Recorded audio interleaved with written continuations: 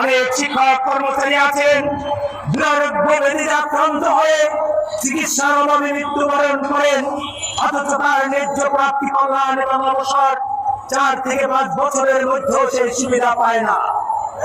ইতিমধ্যেই আপনারা দেখেছেন কমিটি নামক একটি জাতকল, যে জাতকলে পিষ্ট হয়ে এদেশের শিক্ষা ব্যবস্থা ধ্বংসের দ্বার প্রান্তে পৌঁছেছে, সেই কমিটি নামক জাতকলের অবসান চেয়ে আমরা কমিটি প্রথা বিলুপ্ত চেয়েছি। আপনারা দেখেছেন এদেশে সরকারি এবং বেসরকারি যে বৈষম্য, সরকারি প্রতিষ্ঠানের শিক্ষকরা বিশেষ করে প্রধান শিক্ষক 6ষ্ঠ গ্রেডে বেতন পায়, বেসরকারি প্রতিষ্ঠান প্রধানরা 7ম গ্রেডে বেতন পায়, অথচ তারা একদিন একই গ্রেডে বেতন পাইতো। আমরা এটারও অবসান চাই। এটা শুধু আর্থিক নয়, আজকে আপনারা খেয়াল করেছেন এদেশের 57% শিক্ষা ব্যবস্থা এই বেসরকারি শিক্ষক সমাজ তারা দায়িত্ব পালন করে, অথচ প্রাপ্তির ক্ষেত্রে পার্শ্ববর্তী রয়েছে। আমরা স্পষ্ট ভাবে বলতে চাই, যদি আমি একই কারিকুলামে পাই, যদি আমি একই বইয়ে পাঠদান করি, যদি আমি একই প্রশ্নপত্রে উত্তরপত্র মূল্যায়ন করি, যদি 97% শিক্ষা ব্যবস্থা আমরা এদেশে দায়িত্ব পালন করি, তাহলে কেন সরকারি এবং বেসরকারি এই বৈষম্য থাকবে?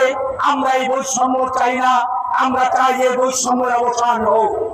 যার কারণে ইতিমধ্যেই আপনারা দেখেছেন 2023-এর সেই উত্তাল আন্দোলন থেকে, 2023-এর সেই জনসমুদ্র থেকে বাংলাদেশ শিক্ষক সমিতি এবং শিক্ষক ইউনিয়ন সহ আরো শিক্ষক নেতৃবৃন্দের মোর্চায় আমরা এই রাত পথে বসেছিলাম। আমরা সেদিন সরকারের কাছে দাবি জানিয়েছিলাম যে জাতীয়করণ ছাড়া দেশের শিক্ষক তথা শিক্ষা ব্যবস্থার কোনো পরিবর্তন হবে না।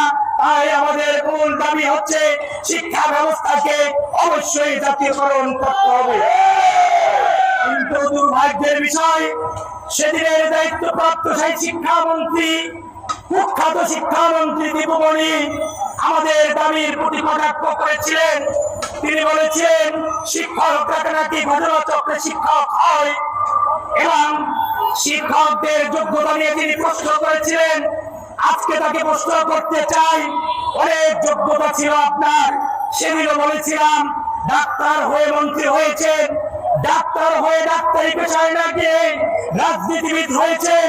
আপনি ঘটনা চক্রের রাজনীতিবিদ অথবা ঘটনা চক্রের ডাক্তার, একটি আপনি হয়েছেন।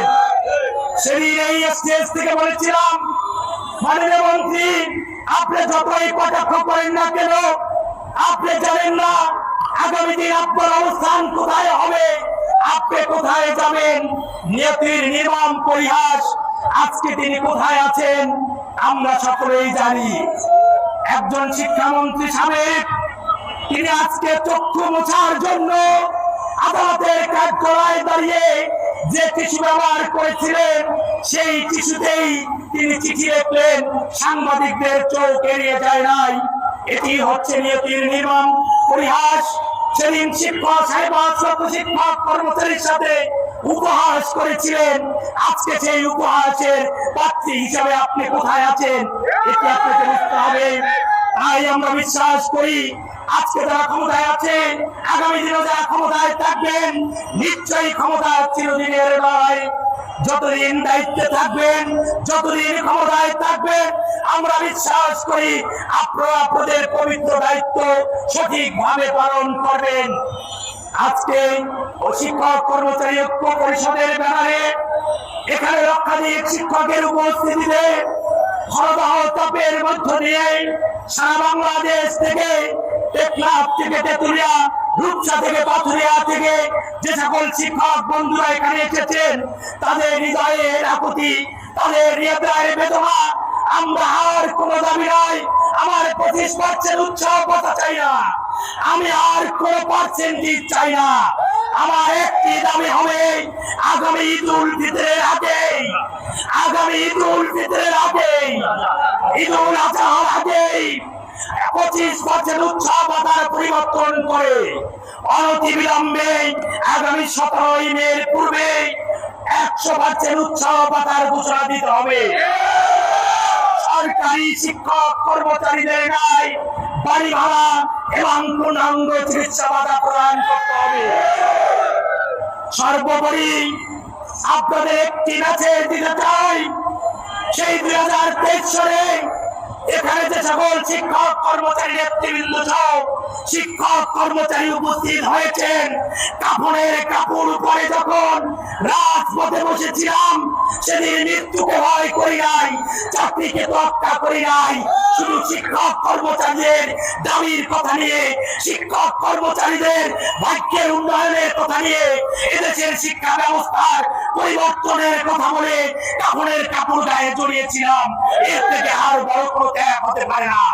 তাই একটি কথা বলতে চাই, আগামী দিনেও আগামী 17 তারিখের পূর্বে যদি আমাদের সুনির্দিষ্ট ভাবে এই যে 11 দফা, এর মূল দফা হচ্ছে শিক্ষা ব্যবস্থা জাতীয়করণ, এবং শিক্ষা ব্যবস্থা জাতীয়করণের মধ্যে অগ্রাধিকার ভিত্তিতে মাধ্যমিক শিক্ষাকে জাতীয়করণ করতে হবে, পর্যায়ক্রমে উচ্চ শিক্ষাকে জাতীয়করণ করতে হবে।